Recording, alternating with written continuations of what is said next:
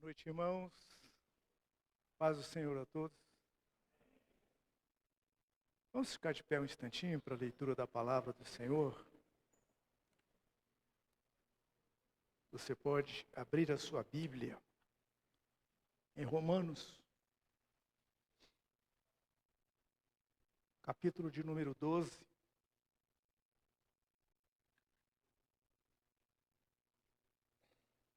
Vamos ver alguns ensinos seríssimos que o apóstolo Paulo está passando para esta igreja. Romanos, capítulo 12, a partir do verso de número 9.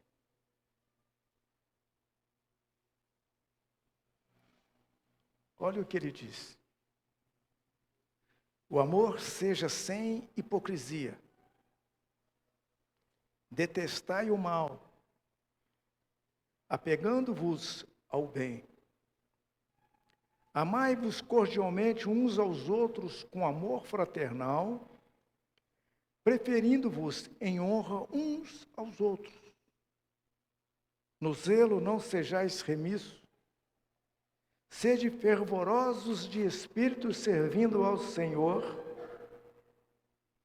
regozijai-vos na esperança, sedes pacientes na tribulação, na oração perseverantes. Compartilhai a necessidade dos santos, praticai a hospitalidade, abençoai os que vos perseguem, abençoai e não amaldiçoeis. Alegrai-vos com os que se alegram e chorai com os que choram.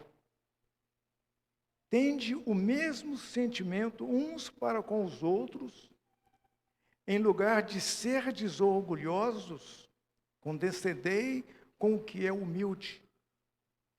Não sejais sábios aos seus próprios olhos. Não torneis a ninguém mal por mal. Esforçai-vos por fazer o bem perante todos os homens. Se possível, quanto depender de vós, tende paz com todos os homens. Não vos vingueis a vós mesmos, amados, mas dai lugar à ira, porque está escrito: a mim me pertence a vingança. Eu é que retribuirei, diz o Senhor. Pelo contrário, se o teu inimigo tiver fome, dá-lhe de comer. Se tiver sede, dá-lhes de beber. Porque fazendo isto, amontoarás brasas vivas sobre a sua cabeça. Não te deixes vencer do mal, mas vença o mal com o bem. Senhor Jesus, nessa noite, que nós possamos aceitar essa responsabilidade de sermos isso que o teu servo está ensinando a esta igreja. Séculos e séculos e séculos já se passaram e o Evangelho chegou até nós hoje, século 21. E ainda nós estamos carecendo desta mudança e desta transformação. A nossa responsabilidade nessa noite, Senhor, é de sermos verdadeiramente uma boa terra. Porque a palavra diz que a terra está cheia da bondade do Senhor. Então, nós queremos receber esta semente. Fale conosco, Pai. Eu oro e peço que seja assim, em nome de Jesus. Os irmãos podem se assentar. Hoje é dia 3 de agosto, cuja data nunca mais vai acontecer na história, só hoje. Domingo passado foi que dia? 27. No outro domingo, foi dia 20. No dia 20, só recapitulando, vamos ver se você se lembra. Eu falei aqui sobre a simplicidade do Evangelho. O Evangelho tem que ser simples. Às vezes colocam tantos fardos nos ombros das pessoas que as pessoas não conseguem carregar. E o Evangelho não veio para colocar fardo. Veio para tirar o fardo, disse Jesus. Aí no domingo passado, eu falei sobre o quê? Ser luz aonde o Senhor nos colocar. Usei como versículo-chave o verso 16 do capítulo 5 de Mateus. E brilhe também a vossa luz diante dos homens, para que os homens vejam as vossas boas obras e glorifiquem o nosso Pai que está nos céus. Eu fiz essa pergunta só para ver se a gente consegue guardar as coisas que a gente ouve. Aí nunca é demais lembrar que o apóstolo Paulo, escrevendo à igreja dos Filipenses, no capítulo 3, a partir do verso 13, Paulo diz assim: uma coisa faço, uma coisa, esquecendo-me das coisas que para trás ficam, eu viro para frente, eu olho para o alvo, aquilo que está à minha frente. Um dia alguém falou assim para mim: pastor, o senhor pergunta se a gente lembrou daquele dia, qual foi o tema da mensagem daquele dia, mas Paulo está falando para a gente esquecer as coisas que ficaram para trás. Aí você vai ver um grau de entendimento dessa pessoa. Eu não estava falando de esquecer a palavra. Paulo estava falando que ele preferia esquecer algumas coisas que ocorreram com ele, que aconteceram com ele. Então ele tinha um alvo. Ele não ia se deter por aquelas situações, então ele preferiu deixar de lado e seguir avante. Agora, nessa noite, eu quero complementar ou completar as duas mensagens anteriores. Olha o que Paulo está falando aqui. Formas e maneiras de nós vivermos em comunidade. A igreja é uma comunidade. Ele está ensinando aqui. Ele começa dizendo: o amor seja sem hipocrisia. Se você olhar, não precisa pegar uma lupa para olhar. Você vê que a hipocrisia, ela reina. Nós somos tendenciosos. A gente sente aquilo que a gente está vendo, e dependendo daquilo que eu estou vendo, eu falo, porque o campo de visão funciona dessa forma. Aquilo que eu vejo é aquilo que eu sinto. Aquilo que eu sinto é aquilo que eu falo. E aquilo que eu falo é aquilo que eu faço. Está relacionado com aquilo que eu estou vendo. De repente eu olho para você, vejo que você está agindo com hipocrisia comigo. Aí eu já me armo. Então ele está dizendo que o amor seja sem hipocrisia, detestai o mal apegando-se ao bem. E lamentavelmente, o bem é muito pouco nas nossas atitudes em relação às outras pessoas. Foi Jesus que falou, não fui eu. Jesus disse: nisto conhecereis que sois meus discípulos, se vos amardes uns aos outros. Gente, isso é difícil demais. Parece que Jesus exigiu demais de nós. Amar as pessoas não é fácil, não. A gente tem a tendência de amar quem nos ama, de favorecer quem nos favorece, de prestar favor quem presta favor para a gente. A regra de ouro, ela diz o seguinte, que eu não posso exigir de você me tratar bem. Eu posso exigir de mim te tratar bem. Agora, se você vai me tratar bem, é outra história. Mas tem que partir de mim. Essa é a regra de ouro. E ele vai descendo aqui. Que coisa interessante isso aqui, para chegar onde é que eu quero. Amai-vos cordialmente uns aos outros com amor fraternal, preferindo-vos em honra uns aos outros. Ei, chegou nós dois num lugar só tem um assento. Um precisa sentar. Então quem chegou primeiro senta, né? É assim que funciona. Quem chegou primeiro, senta. Agora, se tem uma senhora se tem uma gestante, você sabe que até isso, às vezes, eu não quero levantar do assento. Eu cheguei primeiro, ela que fique de pé. Aí o amor fica cheio de hipocrisia. O tato e o trato com as pessoas ficam mais ou menos comprometido. Olha só. Amai-vos cordialmente uns aos outros, com amor fraternal, preferindo-vos em honra uns aos outros. No zelo não sejais remissos, sede fervorosos de espírito, servindo ao Senhor. Mas, lamentavelmente, a gente nunca acha que está servindo ao Senhor. A gente acha que está servindo a pessoa. Mas a única forma que você e eu temos de servir ao Senhor é servindo as pessoas. Por isso que nós somos chamados para ser luz.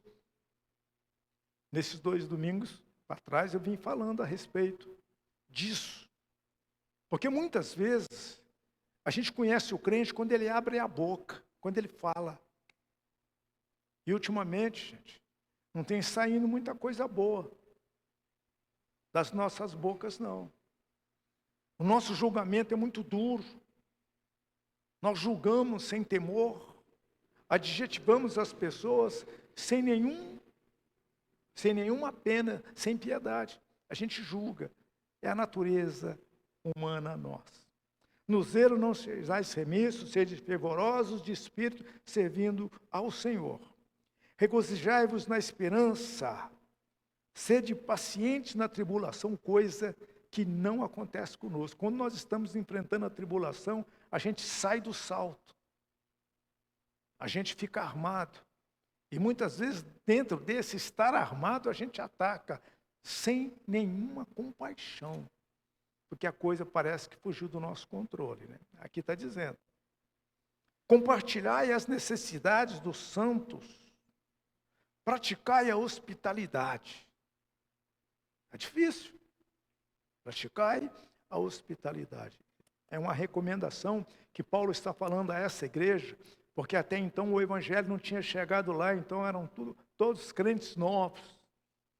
Então Paulo está ensinando e dando um direcionamento. Assim éramos nós, antes de virmos para Jesus. Tinha gente que antes de vir para Jesus, era boa pessoa. Aí ela veio para Jesus, ela continuou sendo boa pessoa, mas dura. E antes não, ela era mais amorosa, mais aberta, mais pacienciosa. Agora veio para Jesus, nossa, leva tudo ao pé da letra. A gente não pode falhar com ela e não pise no pé, porque senão vai ter o troco. Abençoai os que vos perseguem. Difícil, hein? Abençoai e não amaldiçoeis. Vou chegar numa parte interessante aqui, que é o nosso dia a dia. Alegrai-vos com os que se alegram. Isso é bom. Eu vou fazer uma festa lá em casa. Vou fazer um churrasco, você não precisa levar nada. Você só leva a boca, porque vai ter muita coisa para comer. Ora, você vai recusar o churrasco? Carne de primeira? Bebida à vontade? Você vai recusar? Não. Nessas condições, o número de pessoas que comparecem são muito maior. Mas no meio das dificuldades, quando a gente realmente precisa, fica muito difícil a gente achar alguém. E aqui ele continua, chorai com os que choram. Alegrar com os que se alegram é fácil. Agora, chorar com os que choram já dificulta um pouco. Porque quando tem alguém chorando, a gente sempre fica pensando assim, mas está chorando porque está pagando o que fez. Essa é a resposta dos atos e das atitudes que teve. Não. Aqui não está falando para a gente julgar, está falando para a gente alegrar com os que se alegram e chorar com os que choram. E às vezes, na maioria das vezes, a gente quando vai chorar, a gente vai chorar sozinho. Perguntaram para Jesus, certa feita, e Jesus virou e falou assim, vede as aves dos céus. Elas não trabalham, mas mesmo assim, o Senhor as alimenta. E ele disse, as aves dos céus têm os seus ninhos, as raposas têm os seus covis, Mas o Filho do Homem, ele estava falando dele, não tem aonde reclinar a sua cabeça. Quando eu li isso, eu fiquei tremendamente impactado com isso. Puxa vida, Jesus não tinha onde reclinar a cabeça. Jesus não tinha onde sentar com alguém, olha, para compartilhar algo. E muitas vezes eu pensei, mas Jesus não faria isso porque ele é filho de Deus. Não. Jesus veio como um homem, sentindo as mesmas coisas que a gente sente. Mas ele não tinha com quem ele compartilhar até os dias de hoje. Por favor, se você tiver que abrir o seu coração para alguém, saiba para quem você está abrindo. Vai abrir para qualquer um não. Saiba para quem você está abrindo, porque se você não souber, você corre um risco muito grande. Conta-se que numa reunião de pastores, e era uma reunião para falar sobre confidências, e era uma reunião para que os pastores pudessem abrir o coração, compartilhar os seus pesos, as suas cargas. Então, quando acabou a reunião, 4 desses pastores saíram e ficaram conversando lá fora, e um deles falou assim, vocês não querem ir lá para a minha casa? Minha esposa não está em casa, ela vai voltar daqui 2 dias. Vamos lá para casa, a gente senta lá, pede uma pizza, e a gente come, e assim a gente pode estar trocando as confidências. Disseram, boa ideia, foram todo mundo para a casa desse pastor. E chegou lá, conta-se que um deles falou, olha, eu preciso falar, eu tenho uma necessidade enorme de falar, e eu preciso falar. Eu não aguento mais carregar esse peso. Então fala. Ele começou a falar. Olha, vocês não se escandalizem, não. Eu tenho um vício. Eu gosto muito de jogar. Eu saio daqui, vou para uma cidadezinha perto, e eu amanheço lá dentro do bingo. Lembra do bingo naquela época? Eu amanheço lá no bingo. Ganho e perco, mais perco do que ganho, não consigo me libertar desse vício. Aí perguntaram, você tem mais alguma coisa para falar? Ele falou, não. Era só isso. Como é que você está se sentindo? Estou me sentindo aliviado de poder compartilhar essa situação com vocês. Aí vem o segundo, eu também preciso falar. Eu bebo. E não é pouco, não. Eu bebo muito. A família vai deitar, vai dormir, eu acordo na madrugada e bebo. E eu já fico assim de pijama, porque se eu beber e cair no sofá e eu desmaiar, pelo menos vão achar que eu fiquei assistindo televisão. Mas eu bebo mesmo, e bebo para valer. Era isso que eu precisava contar para vocês. Você está aliviado? Estou aliviado. Estou aliviado. Aí o terceiro falou, eu também preciso falar. Tudo isso que o primeiro falou que vai jogar, eu jogo também. Tudo isso que ele falou que bebe, eu bebo mais do que ele também. E gasto meu dinheiro na prostituição também de vez em quando. Mas eu precisava falar isso, eu preciso aliviar. Pronto, ficou os 3 aliviados e ficou um que ficou olhando para os 3 e não falava nada. Aí os 3 falaram para aquele, e você não vai falar nada? Ele falou assim, eu vou falar sim. Eu estou com uma vontade enorme de sair daqui e sair contando para todo mundo o que vocês falaram, porque eu tenho a língua grande, eu não consigo guardar segredo. Se a história é verdadeira, eu não sei. Mas funciona assim, então você saiba para quem você vai abrir seu coração. Saiba para quem você vai confiar as suas confidências. Saiba para quem você vai dividir o seu peso. Temos na igreja pessoas qualificadas, pessoas sérias, que sabem guardar o segredo e têm um bom direcionamento para você. Vamos seguir em frente aqui. Tendes o mesmo sentimento que há nos outros, em lugar de sermos orgulhosos, condescendei com o que é humilde. Não sejais sábios aos vossos próprios olhos. Às vezes a gente se acha melhor do que as outras pessoas, e isso fica muito claro quando a gente começa a conversar com alguém. Só ele é que sabe. Só a coisa dele é que é melhor. Tudo que ele tem é melhor do que de todo mundo. A gente percebe isso logo. Não torneis a ninguém. Aqui está dizendo a ninguém. Não torneis a ninguém mal por mal. Esforçai-vos por fazer o bem perante todos os homens. Mateus 5,16. E brilhe também a vossa luz diante dos homens, para que os homens vejam as vossas boas obras e glorifiquem o nosso Pai que está nos céus. Ser luz onde é que Deus nos coloca. Você pode ser luz lá no seu local de trabalho. Pastor, lá no meu local de trabalho, todo mundo fala palavrão. Você não precisa necessariamente falar palavrão só porque todo mundo fala. Lá todo mundo quer o mal de todo mundo. E eu estou lá naquele meio. Você não precisa necessariamente ser igual, querer o mal de todo mundo. Você tem que fazer a diferença. Isso é ser luz onde é que Deus nos coloca.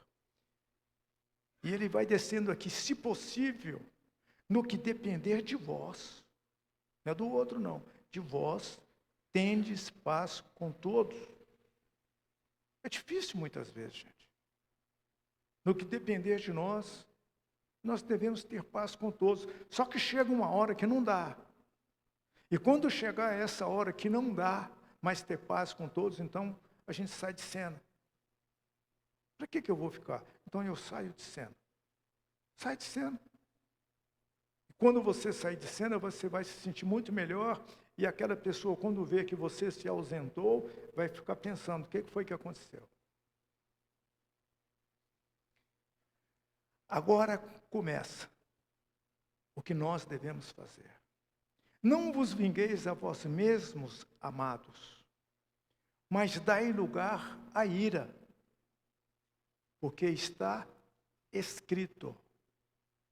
Isso aqui é uma ênfase, está escrito. Quem nunca ficou irado aqui?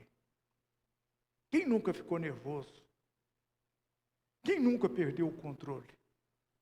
Talvez você nunca tenha perdido o controle, mas você ficou irado. E a ira, uma palavra de 3 letras, ela é uma chave poderosa. Ela abre a porta. A função dela é abrir a porta, para que outros sentimentos ruins entrem. Porque quando você fica irado, aí aqueles sentimentos ruins começam a aparecer. A amargura entra, o ódio entra, a raiva entra, o ressentimento entra e vai entrando. E depois para sair, tirar essa turma? A gente não consegue. Elas vão se instalando dentro de nós e vão criando fortalezas em nós e a gente tenta sair e não consegue. Olha, dai lugar à ira, porque está escrito: a mim pertence a vingança, eu é que retribuirei, diz o Senhor. Preste atenção num versículo-chave aqui. Você não precisa se indispor com ninguém. Você não precisa sair daqui e lá, tirar o desaforo. Porque de vez em quando eu tenho que fazer essa pergunta para alguém, e vou fazer para a igreja, que eu já fiz isso um tempo atrás. Como que você fica quando você sabe que alguém está falando de você? Não falei que alguém está falando mal de você. Falei como que você fica quando você sabe que alguém está falando de você. Você já começou a ficar incomodado aí, né? Alguém chega e fala, pastor, estão falando mal de você. Mas a gente quer saber o que é. Preste atenção, estão falando mal de você. Aí a gente fica incomodado quando a gente sabe que alguém está falando mal de nós. A gente quer saber, ué. Preste atenção. Se aquilo que a pessoa está falando de você é verdade, então ela não está falando mal. Está falando o que é. Agora, se aquilo que ela está falando de você não é verdade, o que é para fazer aqui? O que é para fazer aqui? O versículo está dizendo. Você não precisa vingar, entrega para o Senhor. Porque Ele está dizendo, minha é a vingança. Eu recompensarei. Quando você entrega esse tipo de pessoas que estão criando situações para você, onde quer que seja, no local de trabalho, no seu dia a dia, na própria igreja. Você não precisa ir lá se desgastar em discussão. Entrega para o Senhor nas suas orações. Só que a pessoa tem nome. Você chega e fala, Senhor, fulano de tal está falando de mim. E aquilo está me incomodando. Mesmo que eu sei que ela está falando de mim, aquilo que ela está falando não é verdade, eu estou entregando em tuas mãos. E Deus fica observando a nós para saber se nós estamos entregando mesmo. Agora, se nós formos entregar alguém ao Senhor, preste atenção. Procure saber se você também não está em falta. Porque quando você entrega alguém para que Deus julgue, Deus não só vai julgar a pessoa que você está entregando, como vai julgar a nós que estamos entregando. E às vezes nós estamos entregando, mas quem está em falta é em nós. Então, se nós estamos entregando, Deus vai julgar.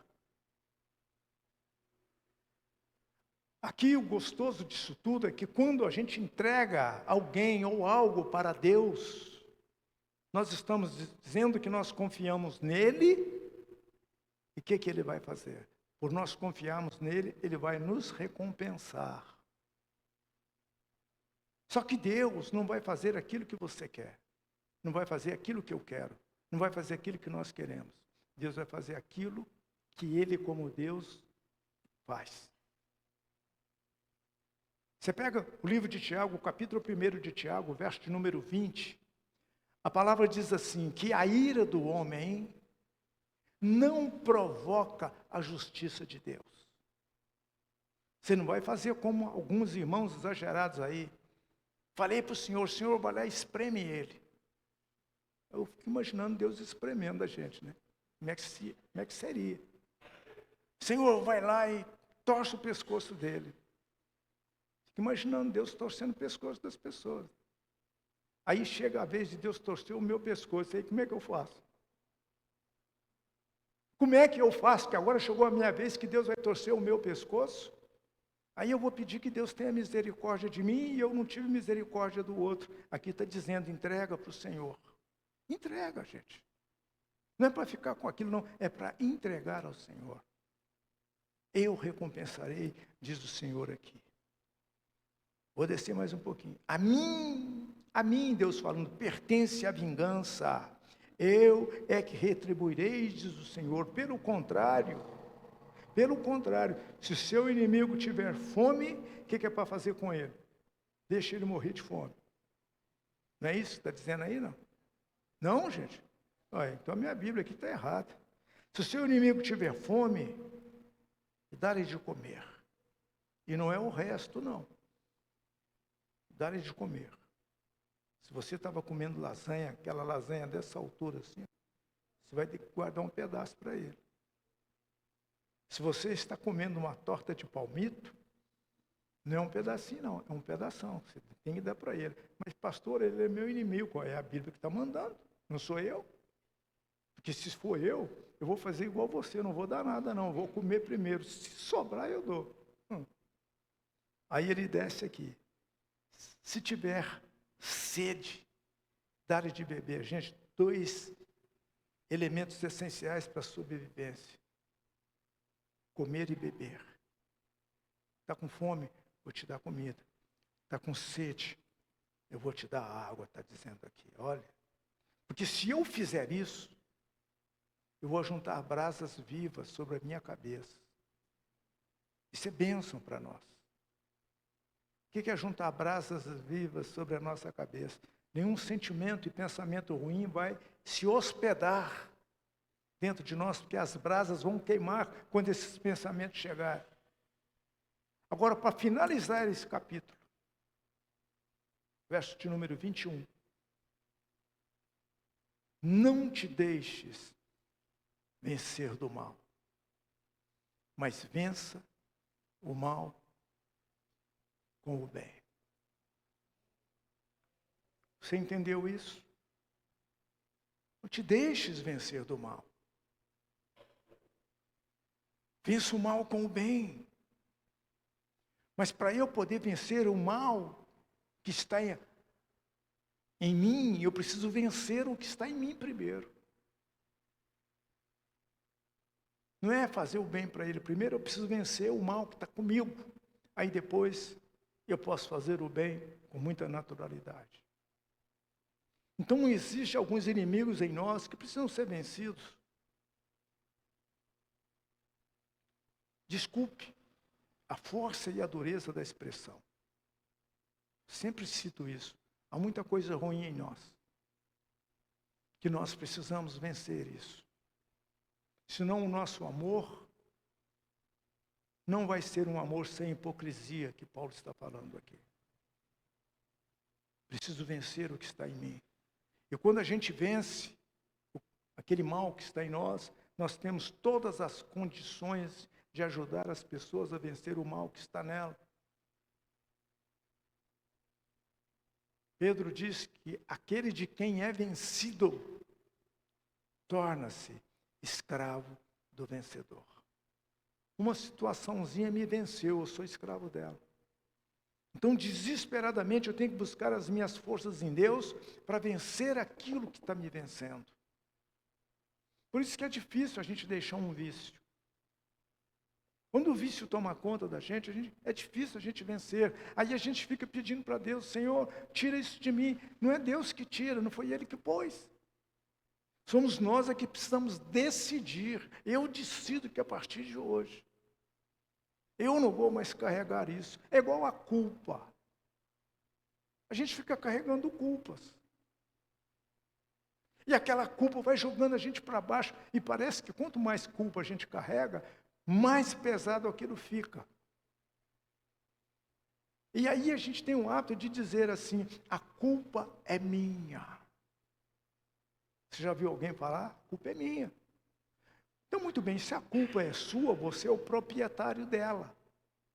Então, você pode pegar essa culpa que é sua e faz o que você achar que deve. Joga fora. Se você não quiser jogar a sua culpa fora, dá para alguém. Vamos ver se alguém quer aceitar essa culpa. Mas a gente fala, a culpa é minha.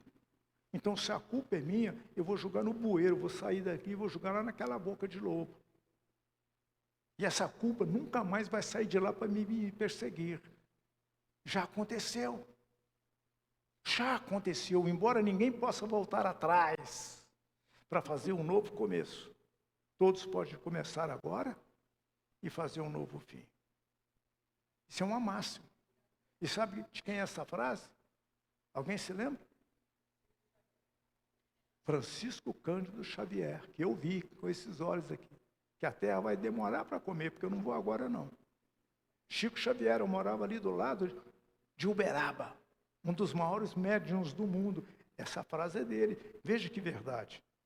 Ah, mas é a frase de um espírita, não tem nada com isso. O apóstolo Paulo, esse que escreveu aqui aos Romanos, escrevendo a igreja da Tessalônia, no capítulo 5 de Tessalonicenses, o verso 21, Paulo diz assim, examinai tudo. E para fazer o quê nesses exames? Retenha o que é bom.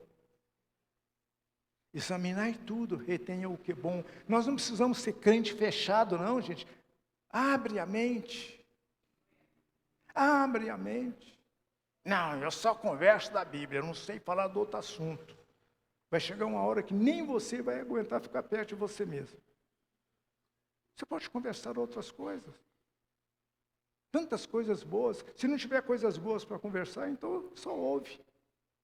Mas dentro desse processo de ouvir, retém o que é bom. Porque no meio de tanta baboseira que a gente escuta aí, tem coisas que a gente acaba aproveitando, não é? E assim, tem uns que dizem assim, é melhor escutar do que ser surdo.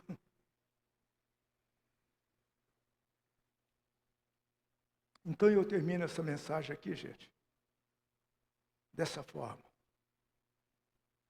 No que depender de nós, vamos ter paz com todos.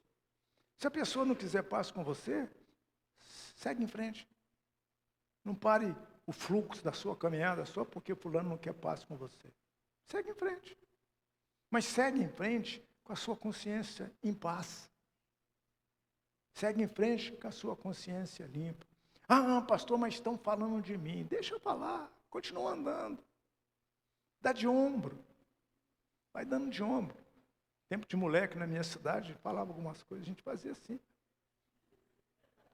Por quê? Existem 3 tipos de críticas. A crítica construtiva. A pessoa está fazendo uma crítica, mas está me ajudando.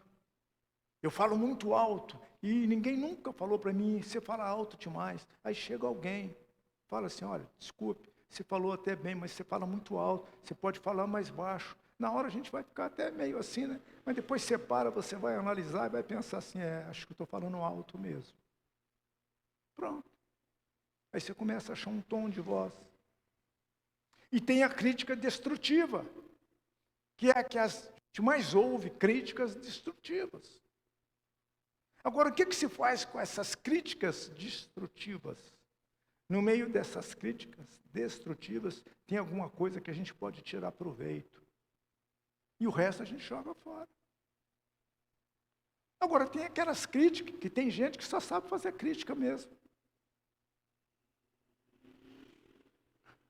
Só sabe fazer crítica mesmo. Se você faz, as pessoas criticam.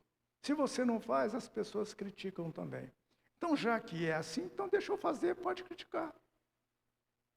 Fazer como Jesus fez.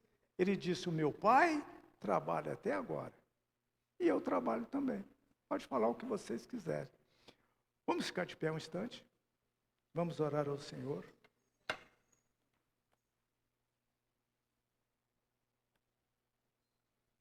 Senhor Jesus, nesta noite, eu li aqui alguns princípios da palavra do Senhor, pelos escritos de Paulo, ensinando a uma igreja, cuja igreja o Evangelho chegou.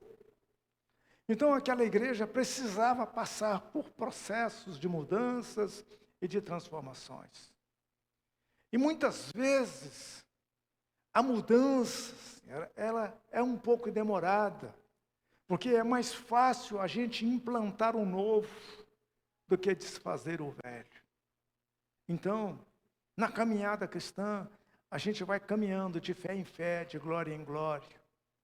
Como disse o livro de Provérbios, que a vereda do justo é como a luz da aurora, que vai brilhando mais e mais até ser dia perfeito.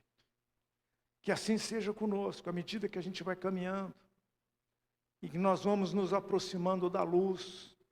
A luz vai revelando quem somos, vai revelando as mazelas que temos, e assim sendo, a humildade vai fazer com que a gente aceite a correção, e aquele que aceita a correção está pronto para a mudança e para a transformação, e assim sendo, nós vamos crescer no Senhor a cada dia. Pai, em nome de Jesus, nos ajude então a ter um espírito excelente, espírito de sabedoria, de entendimento, de discernimento, para que nós saibamos como nos conduzir diante dos desafios que continuamente a vida coloca diante de nós. A Deus seja todo louvor, toda honra e toda glória pelos séculos dos séculos. Amém. Louvado seja o Senhor. Pode assentar. Podeis assentar.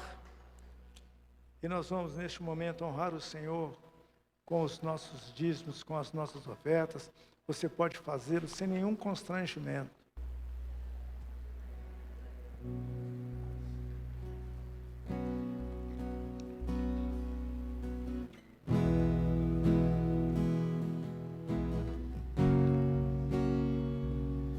Pai nosso no céu, santo é o teu nome, teu reino buscamos, tua vontade seja feita.